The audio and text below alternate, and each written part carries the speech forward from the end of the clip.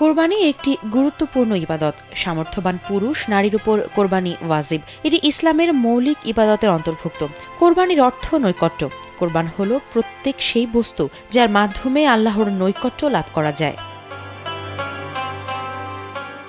মহান আল্লাহ তাআলা সূরা হজের ৩৪ নং আয়াতে ইরশাদ করেছেন, প্রত্যেক উম্মতের জন্য তিনি কোরবানির বিধান রেখেছেন, যাতে তারা গৃহপালিত চতুষ্পদ জন্তুগুলো জবাই করার সময় আল্লাহর নাম উচ্চারণ করে, যা তিনি তাদের রিজিক হিসেবে দান করেছেন। নিজের সবচেয়ে প্রিয় জিনিসকে কোরবানি করতে মহান স্রষ্টা যে নির্দেশ দিয়েছিলেন, তাতে রাজি খুশি থেকে হযরত ইব্রাহিম আলাইহিস সালাম সিদ্ধান্ত নিয়েছিলেন নিজের প্রাণপ্রিয় সন্তান হযরত ইসমাইল আলাইহিস সালামকে কোরবানির।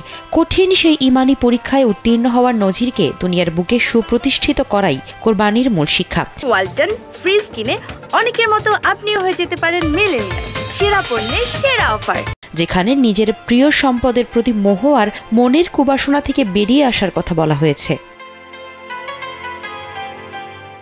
আদম আলাইহিস সালাম থেকে শুরু করে সব নবীর যুগেই কোরবানি পালিত হয়েছে। এটি শায়ারে ইসলাম তথা ইসলামের প্রতীকী বিধানের অন্তর্ভুক্ত।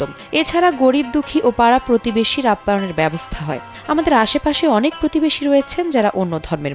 এই ক্ষেত্রে অনেকের মনে হয়তো প্রশ্ন দেখা দিতে পারে, কোরবানির মাংস অমুসলিমদের দেওয়া যাবে কিনা। আসুন জেনে নেই এ বিষয়ে কুরআন হাদিস কি বলে।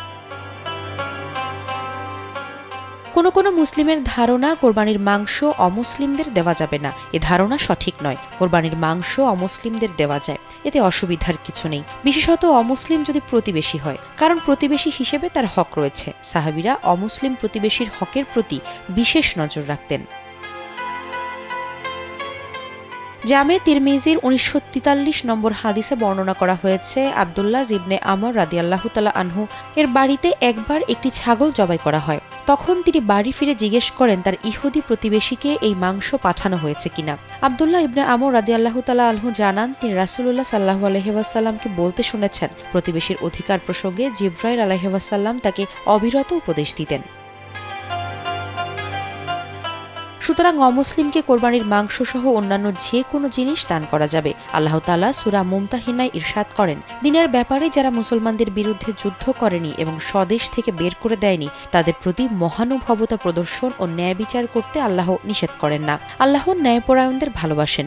তিনি কেবল তাদের সঙ্গে বন্ধুত্ব করতে নিষেধ করেন যারা দিনের ব্যাপারে মুসলমানদের বিরুদ্ধে যুদ্ধ করেছে, স্বদেশ থেকে বের করে দিয়েছে এবং বের করার কাজে সহায়তা করেছে। তাদের সঙ্গে যারা বন্ধুত্ব করে তারা জালেম। আফসারা নাজ, কালবেলা।